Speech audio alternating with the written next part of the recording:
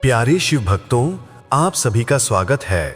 मित्रों, एक बार माता पार्वती ने भगवान शिव से कहा, प्रभु, जिस समय मैं आपसे मिलने आ रही थी तो मैंने रास्ते में कुछ महात्माओं को बात करते हुए सुना।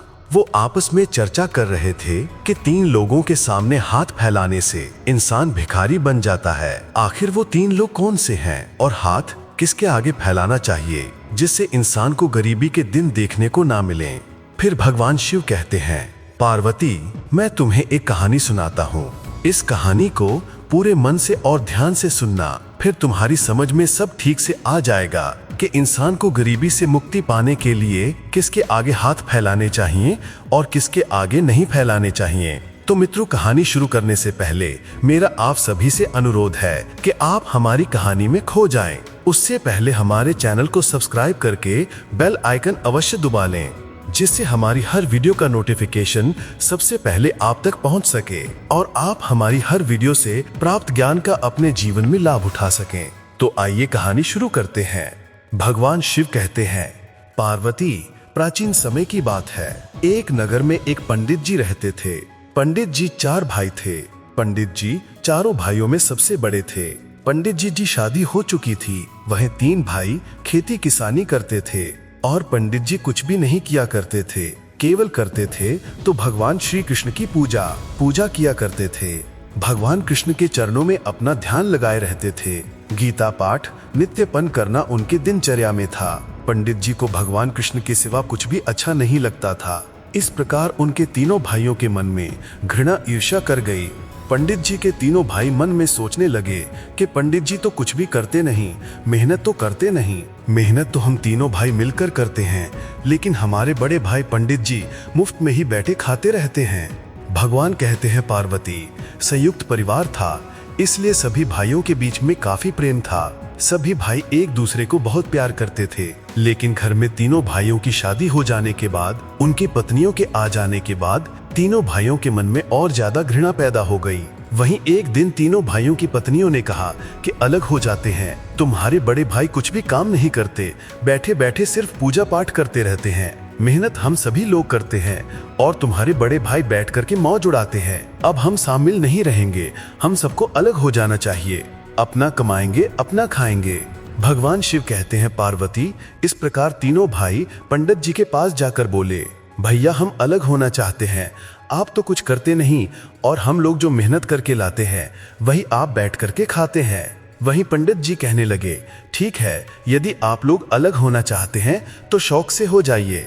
इस प्रकार सारा सामान अलग हो जाता है। सभी भाई अलग हो जाते हैं। तीनों भाइयों ने मन में सोचा था, जब हम तीनों लोग अलग हो जाएंगे तब मालूम पड़ेगा ये क्या खाएंगे, क्योंकि ये तो सारे दिन पूजा में लगे रहते हैं, काम धाम कुछ करते नहीं। भगवान शिव कहते हैं, पार्वती, पंडित जी अलग तो हो गए, लेकिन उनका नित्य क्रियाक्रम नहीं बदला। जिस समय पंडित जी का बंटवारा हुआ तो पंडित जी के हिस्से में कुछ बर्तन आए और थोड़ा रुपया पैसा मिला, कुछ गहने मिले और रहने के लिए एक झोपड़ी मिली। इस प्रकार पंडित जी अपनी पत्नी के साथ में उसी झोपड़ी में रहने लगते हैं और सुबह उठ करके भगवान श्री कृष्ण का जाप करना, गीता का पाठ पढ़ना उनके रोजाना की दिनचर्या थी। वहीं फिर से शाम को 4 बजे जाकर के पूजा पाठ करना, रोज यही काम करते थे। भगवान कृष्ण की पूजा करने के अलावा पंडित जी का दूसरा कोई काम नहीं था। पंडित जी का कहना था कि जिसने हमें धरती पर भेजा है वही मेरा पालन करेगा, हम तो उन्हीं को अपना सब कुछ सौंपते हैं। इस प्रकार पंडित जी के हिस्से में जो नकदी और जेवर आए थे उससे उनका गुजारा बढ़िया चल रहा था। इस प्रकार धीरे धीरे एक समय ऐसा आता है कि वो सारा धन समाप्त हो जाता है जो उनको बंटवारे में मिला था। और फिर एक दिन पंडित जी की पत्नी कहती है, स्वामी, जो गहने जेवर था वो सारा खत्म हो गया, अब भोजन की व्यवस्था कैसे होगी, क्या करेंगे, क्या खाएंगे? आप तो कोई काम करते नहीं। चूंकि पंडित जी की स्त्री एक पतिव्रता स्त्री थी, उसने अपने जीवन में कभी पंडित जी से कोई बात नहीं कही, फिर वो कैसे कह सकती थी कि आप भी जाकर के मजदूरी करो। पंडित जी की पत्नी पंडित जी को परमेश्वर मानती थी, जो पंडित जी आज्ञा देते वही करती थी। लेकिन पत्नी की बात सुनकर के पंडित जी कहते हैं, दुखी होने की बात नहीं, किसी दूसरे के घर जाकर के तुम्हें बर्तन भाड़े नहीं धोने, किसी की नौकरी चाकरी नहीं करनी, अभी तो हमारे पास वस्त्र हैं, इन्हें भी बेच दो। इस प्रकार जो पंडित जी की पत्नी के पास में अच्छी अच्छी साड़ियां थीं, सारा निकालकर बेच देती है और अपने लिए एक साड़ी रख लेती है जिससे रोज नहाने के बाद में उसको बदल सके। वहीं पंडित जी के तन पर भी केवल एक जोड़ी कपड़े होते हैं। इस प्रकार कुछ समय तो उनका सुख पूर्वक बीतता है, लेकिन फिर वही हाल हो जाता है। और फिर पंडित जी की पत्नी पुनः पंडित जी से कहती हैं, स्वामी अब तो हमारे पास कुछ भी नहीं है, अब केवल हमारा घर बचा है। वहीं पंडित जी अपनी पत्नी से कहते हैं, इस घर को भी बेच दो। और फिर ऐसा कह करके पंडित जी अपने घर को बेच देते हैं और शहर में जा करके एक किराए का घर लेकर दोनों पति पत्नी रहने लगते हैं। लेकिन पंडित जी माँ आकर एक तालाब खोजते हैं जहाँ पर कृष्ण भगवान का ध्यान किया जा सके, और रोजाना सुबह 4 बजे उठकर नित्य क्रियाकर्म से निवृत्त होकर के श्री कृष्ण का पाठ करना, गीता का पाठ करना, और शाम को 4 बजे वापस घर आना। भगवान शिव कहते हैं, पार्वती इस प्रकार पंडित जी रोजाना घर से दूर तालाब पर जाते, वहां कृष्ण का पाठ करते, यही उनकी दिनचर्या थी। लेकिन उन्होंने कभी ये नहीं सोचा कि आगे हमारे दिन कैसे बीतेंगे। जो उनके पास में जमा धन पूंजी थी वो लगभग समाप्त हो चुकी थी। कुछ समय तो बहुत ही सुखपूर्वक भी था, लेकिन जो भी घर बेचकर धन मिला था वो भी धीरे धीरे खत्म हो गया। अब तो भोजन के भी लाले पड़ गए थे। वहीं पंडित जी की पत्नी एक दिन कहती है, स्वामी आज खाने के लिए घर में कुछ है ही नहीं। वहीं पंडित जी कहते हैं, जल है, जल पीकर काम चलाएंगे। और इतना बोलकर वो अपने तालाब की तरफ चले जाते हैं और भगवान कृष्ण का ध्यान करने लगते हैं। इस प्रकार पंडित जी जब गीता का पाठ कर रहे थे तो उनकी नजर एक श्लोक पर पड़ी। उस श्लोक में लिखा था कि मैं ही जगत का पालनहार हूं, दुख भी मैं हूं, सुख भी मैं हूं, सारे मनुष्य हमारी संतान है, मनुष्य भूखा जागता है, मैं ही उसके भोजन की व्यवस्था करता हूं। इस प्रकार पंडित जी संस्कृत में लिखा हुआ श्लोक पढ़कर के एकदम से चौंक पड़े और उसे पढ़कर मन ही मन में विचार करने लगे, इस श्लोक में भगवान के वचन नहीं है।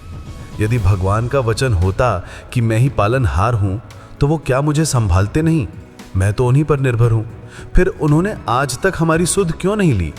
और ऐसा समझकर पंडित जी ने उस श्लोक पर हड़ताल कर दी, उसे पढ़ना बंद कर दिया और उस श्लोक को छोड़ करके पुनः गीता पाठ करने लगे। वही पंडित जी के इस हृदय की भावना को देखकर सर्व सर्वेश्वर मेरे कृष्णा, मेरे गिरधर गोपाल, मेरे मधुसूदन एक छात्र के रूप में घोड़े पर सवार होकर ब्राह्मण देवता के घर पर पहुंचे और उनकी पत्नी को घर से बाहर बुलाया। वहीं जब पंडित जी की पत्नी बाहर आई तो भगवान कृष्ण ने प्रश्न किया कि पंडित जी कहाँ मिलेंगे? मैं उनका शिष्य हूं, मैं उनसे मिलना चाहता हूं। वहीं पंडित जी की पत्नी कहती हैं कि पंडित जी ने तो आज तक किसी को शिष्य नहीं बनाया, जहां तक मुझे मालूम है। फिर आप कौन हैं मान्यवर? ये साथ में मिठाई लेकर के किसके लिए आए हैं? जरा हमें अपने बारे में सच बताएं। वहीं पंडित जी की पत्नी की बात को सुन के भगवान कृष्ण थोड़ा मुस्कुराए और कहने लगे, ये मिठाई मैं तुम्हें देता हूं, ये मेरे गुरु पंडित जी जाएं तो उन्हें सौंप दीजिए। इस प्रकार भगवान कृष्ण की बात को सुन के पंडित जी की पत्नी कहने लगी, अभी थोड़ी देर में वो वापस आते होंगे। उधर बेचारी ब्राह्मणी भूख थी, पानी पीकर गुजारा कर रही थी, लेकिन फिर भी मिठाइयों को देखकर उसके मन में लालच नहीं आया। और वो कहती है कि अभी वो तालाब पर गए हैं, गीता का पाठ कर रहे होंगे। वो गीता का पाठ करने के बाद जल्दी वापस आ जाएंगे, और यदि आपको उनसे जल्दी मिलना है तो यहाँ से थोड़ी दूर पर एक तालाब है, वो वहाँ पर आपको मिल जाएंगे। आप वहाँ पर चले जाइए और उनसे मिल लीजिएगा। इस प्रकार पंडित जी की पत्नी की बात को सुन के भगवान कृष्ण कहते हैं, तालाब पर जाने की जरूरत नहीं है। जब वो आ जाएं तो गुरु जी को मेरा प्रणाम कहिए, और आप लोगों की सेवा के लिए मिठाई लाया हूं, इसे रख लीजिएगा। वहीं जिस समय पर भगवान श्री कृष्ण ने पंडित जी की पत्नी को मिठाई भेंट की तो पंडित जी की पत्नी कहने लगी, किसी की दी हुई वस्तु हम लोग नहीं लेते हैं। मुझको भी मेरे स्वामी ने स्वीकार करने के लिए मना किया हुआ है, इसलिए क्षमा कीजिएगा, मैं आपकी दी हुई वस्तु नहीं ले सकती। आप इसे लेकर साथ में जाइएगा। इस प्रकार पंडित जी की पत्नी की बात को सुन के भगवान श्री कृष्ण कहते हैं, ये भी बात सही है, मुझको छोड़कर उन्होंने ना तो किसी को शिष्य बनाया है और ना ही बनाएंगे, इतना मुझे पता है। वहीं भगवान कृष्ण कहते हैं कि मेरे ऊपर पंडित जी की विशेष कृपा है, इसीलिए उन्होंने मुझको अपना बनाया है। केवल मैं ही उनका एकमात्र शिष्य हूँ, इसलिए आप इस मिठाई को ले लें। वहीं पंडित जी पुनः भगवान कृष्ण से कहती हैं, खैर जो भी कुछ हो मान्यवर, मैं इस मिठाई को किसी भी हालत में स्वीकार नहीं कर सकती, और जब मेरे पंडित जी घर वापस आ जाएं तो आप स्वयं अपने हाथों से ये मिठाई उन्हें दे दीजिएगा। भगवान शिव कहते हैं, पार्वती इधर तो भगवान कृष्ण और पंडित जी की पत्नी के बीच में वार्तालाप हो रहा था, उधर पंडित जी भगवान कृष्ण को याद कर रहे थे और कह रहे थे, हे मेरे गिरधर गोपाल, जय हो, मेरे मधुसूदन कहाँ हो? मेरी सुध क्यों नहीं लेते? मेरे मन के पाप और घृणा दूर करो, आपके अलावा मेरा इस दुनिया में दूसरा कोई नहीं। उधर तो पंडित जी भगवान कृष्ण को याद करते हैं और इधर भगवान कृष्ण जब जाने लगते हैं तो ब्राह्मणी पूछती है, इतना तो बतला दीजिए कि आपका नाम क्या है, मैं अपने स्वामी के आने पर उन्हें क्या बताऊंगी। वहीं भगवान कृष्ण कहते हैं कि जब पंडित जी घर वापस आ जाएं तो आप केवल उनको सिर्फ इतना कह देना कि जिस मंत्र पर ब्राह्मण देवता ने हड़ताल लगाई थी तो वो हड़ताल ना लगावें, और इस बैलगाड़ी में जितना भी अनाज और मिठाइयां हैं ये सब की सब मैं आपके दरवाजे पर छोड़कर जाता हूं, और ब्राह्मण देवता से विनती पूर्वक मेरी तरफ से विनय करना कि वो इसे स्वीकार करें। और फिर इतना बोल करके भगवान कृष्ण वहां से अंतर्धान हो गए। भगवान शिव कहते हैं, पार्वती, करीब 1 घंटे के बाद ब्राह्मण देवता अपने घर लौटे और घर में प्रवेश करते ही उन्होंने जब मिठाई को देखा तो अपनी पत्नी से पूछा और क्रोधित भी हुए। क्रोध की अवस्था में ही पूछते हैं, ये मिठाई कहाँ से आई। वहीं अपने स्वामी को क्रोध में देख करके ब्राह्मणी घबरा जाती है और हिम्मत करके कहती है, स्वामी मैंने नहीं रखी हैं, आपके एक शिष्य आए थे, वो कह रहे थे कि वो आपके शिष्य हैं, वही जबरन मिठाइयाँ देकर गए हैं। मैंने लाख कहा कि वापस ले जाइए लेकिन वो नहीं माने, वो बस इतना बोल रहे थे कि मैं उनका शिष्य हूँ और मैं गुरु जी की सेवा के लिए मिठाइयाँ लेकर आया हूँ। उनके इतना कहने के बावजूद भी मैंने ये सारा सामान स्वीकार नहीं किया, मैंने ये मिठाइयाँ स्वीकार नहीं की, फिर भी वो जबरन छोड़ कर के चले गए। वहीं पत्नी की बात को सुनकर के ब्राह्मण देवता कहने लगे, तुम जानती हो कि मैंने आज तक किसी को अपना शिष्य नहीं बनाया। वहीं ब्राह्मणी कहने लगी, प्रीतम बात तो सत्य है, परंतु जब मैंने यह बात उनसे कही कि मेरे स्वामी का कोई भी शिष्य नहीं है तो उन्होंने मेरी बात का समर्थन किया और कहा, मैं इस बात को जानता हूँ कि पंडित जी का मेरे अलावा कोई शिष्य नहीं है और ना ही वह मुझे छोड़ करके किसी को शिष्य बनाएंगे, क्योंकि उनकी विशेष कृपा हम पे है, इसीलिए मुझको उन्होंने शिष्य के रूप में स्वीकार कर लिया है। और उन्होंने मुझसे कहा कि मैं आपको विश्वास दिलाता हूँ कि मेरी बात सच्ची माननी चाहिए स्वामी। मैंने उनकी इस बात पर भी विश्वास नहीं किया और मैंने उनसे कहा कि मैंने तो आज तक उनके शिष्य के बारे में कभी नहीं सुना कि उन्होंने कोई शिष्य बनाया है। वहीं इसके अलावा मैंने उनसे ये भी कहा कि मैं अपने स्वामी की आज्ञा के बिना आपकी यह मिठाई वाली भेंट बिल्कुल स्वीकार नहीं कर सकती। फिर भी वो जबरन यहाँ पर रख कर के चले गए। वहीं ब्राह्मण देवता कहने लगे, तुम्हें उनका नाम पूछना चाहिए था, जिससे मैं उनके घर जाकर के उनकी दी हुई सारी वस्तुओं को लौटा कर आ सकता था। वहीं पंडित जी की पत्नी कहने लगी, स्वामी मैंने पूछा था पर उन्होंने मुझसे कहा कि गुरुजी सब जानते हैं। प्रातःकाल उन्होंने मेरे मुंह पर हड़ताल लगा दी, मुझे इतनी ही देर में कैसे भूल सकते हैं। जब वो घर पर आ जाएं तो आप उनसे कह दीजिएगा कि जिनके मुंह पर उन्होंने आज हड़ताल पूती थी वही आपका शिष्य यह भेंट दी गया है। और इतना कहकर फिर वो चले गए। भगवान शिव कहते हैं, पार्वती, पत्नी के मुख से इतने शब्द सुनते ही पंडित जी थोड़ा रोमांचित हुए और गदगद होकर बोले, ब्राह्मणी तुम धन्य हो, तुम्हें तो जगत के पालनहार श्री कृष्ण के दर्शन हो गई। तुम्हारा बड़ा सौभाग्य है जो भगवान कृष्ण ने, मेरे स्वामी ने तुम्हें आकर दर्शन दिए। मैं अविश्वास, मैं पापी अभागा हूँ, इसलिए मुझको उन्होंने दर्शन नहीं दिए। मैंने एक दिन भी भूख सहन नहीं की और अधीर होकर भगवान के वचनों पर शंका की। हे मधुसूदन, हमें कभी क्षमा मत करना।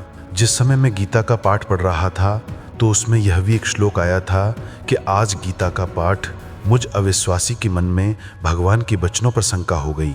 मैं सचमुच पापी हूँ, भगवान के वचनों पर मैंने शक किया, क्योंकि गीता का पाठ करते हुए भी मुझ अविश्वासी के मन में भगवान के वचनों पर शंका हो गई। मैं तो सचमुच पापी हूँ, भगवान के वचनों पर मैंने शक किया, इसीलिए मेरे मन ने उन पर हड़ताल लगाई है। प्रभु मैं क्षमा मांगता हूँ। आप तो जगत के पालनहार हो, फिर आप पर मैंने कैसे शंका की। यदि मेरे हृदय में जरा भी धीरज होता तो मैं यह नीच काम कभी नहीं करता। आप तो परम दयालु हो, फिर मुझ पर यह नीच काम कैसे हो गया। प्रभु मुझे ऐसा कोई उपाय बताएं कि मैं प्रायश्चित कर सकूं और अपने प्राण आपके चरणों में त्याग सकूं। भगवान शिव कहते हैं, पार्वती, ब्राह्मण दुखी हो ही रहा था कि तब तक दरवाजे पर आवाज आती है कि पंडित जी तुम कहाँ पर हो। वहीं पंडित जी दरवाजा खोलते हैं तो सामने 3 बैलगाड़ियां खड़ी थीं। वहीं कहार कहता है कि आपके लिए आपके शिष्य ने यह उपहार भेजे हैं, बताइए कहाँ पर रखने हैं। फिर तो पंडित जी यह देख करके घोर आश्चर्य में पड़ गए और उनकी आंखों से टप टप आंसू गिरने लगे। उधर पंडित जी की पत्नी का भी यही हाल था। फिर पंडित जी की पत्नी कहती हैं, आप यहाँ पर यह सामान अंदर लाके रख दीजिए।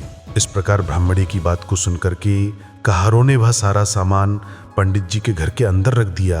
वहीं पंडित जी ने जैसे ही टोकरियां के ऊपर से कपड़े को हटाया तो देख करके चकित और दंग रह गए और उनके नेत्रों से अब तो पूरी तरह से बरसात होने लगी और वो फूट फूट कर रोने लगे, क्योंकि हर टोकरी सोने और जवाहरात हीरों से भरी हुई थी।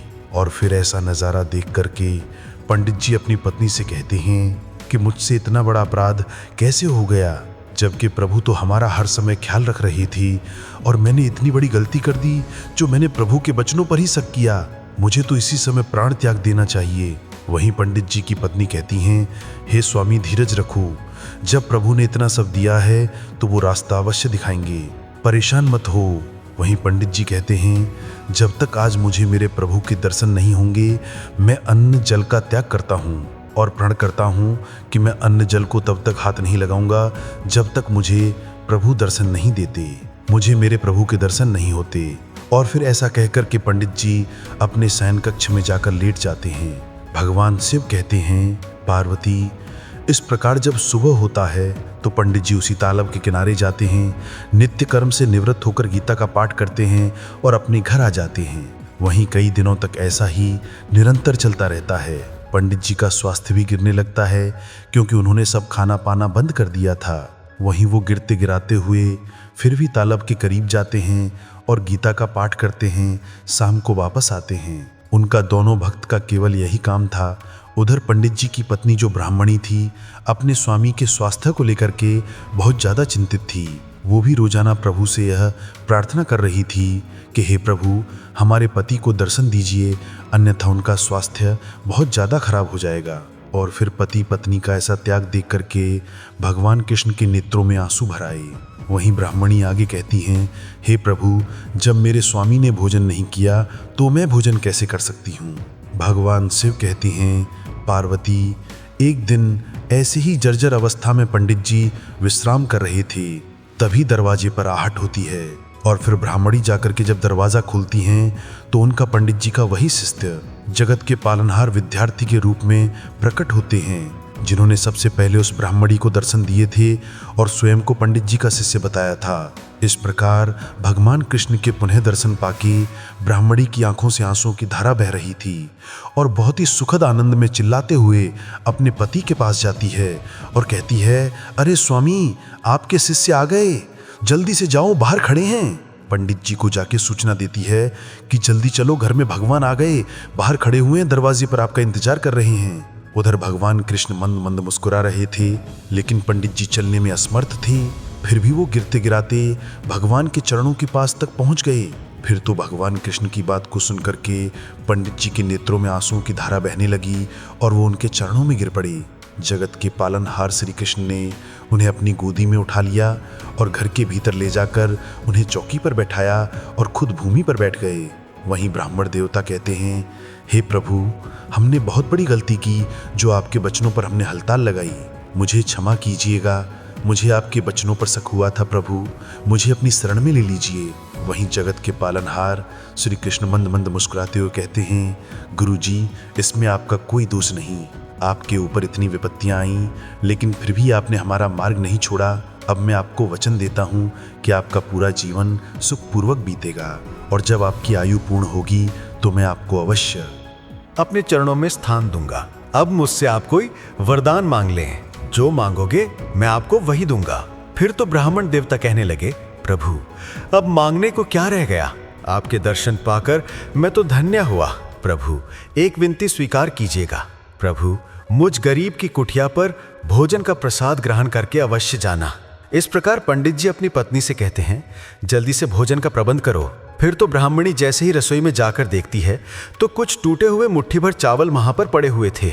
वहीं बेचारी उनको उबालकर बनाती है और नमक छींटकर एक थाली में लेकर आती है और हाथ जोड़कर प्रभु से ग्रहण करने का निवेदन करती है। वहीं भगवान कृष्ण मंद मंद मुस्कुराते हुए भोजन ग्रहण कर रहे हैं और कहते हैं, बड़ा ही स्वादिष्ट भोजन बनाया है। वहीं भगवान कृष्ण के वचनों को सुनकर के पंडित जी की आंखों से आंसू रुकने का नाम नहीं ले रहे थे। केवल एक ही बात कह रहे थे, प्रभु, मुझे क्षमा कीजिएगा, घर में जो कुछ भी था वैसा ही हमने आपको ग्रहण कराया है। वही श्री कृष्ण कहते हैं, गुरुजी, मुझे भी वो भक्त बहुत प्यारे हैं जो मुझे निष्काम भाव से भजते हैं, और मेरा ये परम सौभाग्य है जो मैं आपके घर पर प्रसाद ग्रहण कर रहा हूँ। गुरुजी, मेरे दर पर लोग केवल आकर मांगते हैं, लेकिन आपने तो निष्काम भाव से हमारी सेवा की। भगवान शिव कहते हैं पार्वती, इस प्रकार पंडित जी की पत्नी की ओर देखते हुए भगवान श्री कृष्ण कहते हैं, आपका भी नाम हमारे भक्त हमेशा लेते रहेंगे। आप जैसे पति पत्नी का मिलना ही दुर्लभ दिखता है, क्योंकि आपके पति ने जब तक भोजन नहीं किया तो आपने भी भोजन का त्याग कर दिया। भगवान शिव कहते हैं पार्वती, और फिर इतना संवाद होते ही जैसे ही पंडित जी नेत्र खोलते हैं तब तक भगवान कृष्ण अंतर्ध्यान हो चुके होते हैं। इस प्रकार पंडित जी अपनी पत्नी से कहते हैं, हे प्रिय, प्रभु तो हमारे चले गए, लेकिन उनके आदेश का पालन हम लोग जीवन भर करेंगे। वहीं ब्राह्मणी भी रोती हुई कहती है, हाँ स्वामी, प्रभु के वचनों का पालन जीवन भर करेंगे। और फिर इस प्रकार दोनों रोते हुए रात्रि में सो जाते हैं। वहीं जब सवेरा होता है तो पंडित जी के तीनों भाई उनके घर पर आते हैं और दरवाज़ा खटखटाते हैं। वहीं पंडित जी की पत्नी जब दरवाज़ा खोलती है तो क्या देखती है कि सामने पंडित जी के तीनों भाई खड़े हुए हैं। और फिर जैसे ही पंडित जी के तीनों छोटे भाई अंदर आते हैं तो ब्राह्मणी के चरणों में गिर पड़ते हैं। वहीं साथ में उनकी तीनों पत्नियां भी ब्राह्मणी के चरणों में गिर पड़ती हैं। उधर पंडित जी जब अपने कमरे से बाहर निकलते हैं, जब तीनों भाइयों को रोता हुआ देखते हैं तो अपने हृदय से लगा लेते हैं। और फिर पंडित जी की नज़र जैसे ही अपने घर पर पड़ती है तो क्या देखते हैं कि घर कुटिया की जगह पूरा महल बन चुका है। और फिर ऐसा नज़ारा देख करके पंडित जी और उनकी पत्नी प्रभु का अंतर्ध्यान करने लगते हैं। वहीं पंडित जी अपने तीनों भाइयों को बहुत सा धन देकर विदा करते हैं, और फिर इस प्रकार उनके तीनों छोटे भाई भी सुखी जीवन व्यतीत करने लगते हैं। भगवान शिव कहते हैं पार्वती, जिस प्रकार पंडित जी के तीनों भाइयों ने पंडित जी के साथ में व्यवहार किया वो ठीक नहीं था, क्योंकि लालच, घृणा और क्रोध ये सब कुछ नहीं है, ये तो सब भगवान का आहार है। इनसे दूर रहना चाहिए, अपना ध्यान अपने इष्ट देव में लगाना चाहिए। पति के रहते हुए भी पराये मूर्त के साथ जो स्त्री संबंध बनाती है ये सर्वदा गलत है, और ऐसी स्त्रियों को इसी धरती पर नर्क भोगना पड़ता है। और जो स्त्री अपने पति को प्रभु के समान मानती है, स्वामी मानती है, भगवान मानती है, ऐसी स्त्रियां स्वर्ग का सुख इसी धरती पर भोगती हैं और अंत में उन्हें स्वर्ग की प्राप्ति होती है, प्रभु के चरणों में स्थान मिलता है। इस कहानी में आपने देखा कि पंडित जी की इतनी अवस्था खराब हो गई कि भीख मांगने तक की हालत हो गई, लेकिन कभी उन्होंने किसी के आगे हाथ नहीं फैलाया। यदि हाथ फैलाया तो सिर्फ भगवान के सामने। दूसरी तरफ उनके तीनों भाइयों की भी हालत खराब हो गई, क्योंकि उन्होंने अपने बड़े भाई का अपमान किया और उन्हें एक कुटिया में रहने के लिए मजबूर कर दिया। वहीं जब पंडित जी के तीनों भाइयों पर मुसीबत आई तो उन्होंने 3 जगह हाथ फैलाए और तीनों जगह से उन्हें निराशा मिली, उन्हें और ज्यादा लूट लिया गया और फिर वो पहले से भी ज्यादा भिखारी बन गए। अब मैं तुम्हें बताता हूँ, कभी भी इन 3 लोगों के सामने हाथ नहीं फैलाने चाहिए। जो इन 3 लोगों के सामने हाथ फैलाते हैं वो इन पंडित जी के तीनों भाइयों की तरह भिखारी बन जाते हैं। नंबर 1, अहंकारी और घमंडी लोग, यानी जो लोग मदद करने के बाद आपका अपमान करें या एहसान जताएं। ऐसे लोग आपकी स्थिति का मजाक बनाते हैं और आपके आत्मसम्मान को ठेस पहुंचाते हैं। ऐसे लोगों के आगे कभी हाथ नहीं फैलाना चाहिए। नंबर 2, स्वार्थी लोग, जो लोग अपने फायदे के लिए आपकी मदद करें और बदले में बड़ी अपेक्षाएं रखें, ऐसे लोगों के आगे कभी हाथ नहीं फैलाना चाहिए। ऐसे लोगों से मदद मांगने पर आपको उनके स्वार्थ का शिकार बनना पड़ेगा। नंबर 3, विश्वसनीयता की कमी वाले लोग, जो आपकी समस्या को दूसरों के सामने उजागर करें या आपको मजाक उड़ाएं। ऐसे लोगों के आगे कभी हाथ नहीं फैलाना चाहिए, क्योंकि ऐसे लोग आपकी गोपनीयता और सम्मान का ध्यान नहीं रखते। इसलिए हमेशा स्वावलंबी बने, अपनी समस्याओं को स्वयं हल करने का प्रयास करें और भगवान का भजन करें। यदि हाथ फैलाना है तो निस्वार्थ भाव से भगवान के सामने हाथ फैलाओ, तुम्हारी निश्चित विजय होगी। तो मित्रों, यदि आपको कहानी पसंद आई हो तो प्लीज आप हमारे चैनल को सब्सक्राइब करें और भगवान शिव और पार्वती के लिए एक लाइक करना बिल्कुल ना भूलें।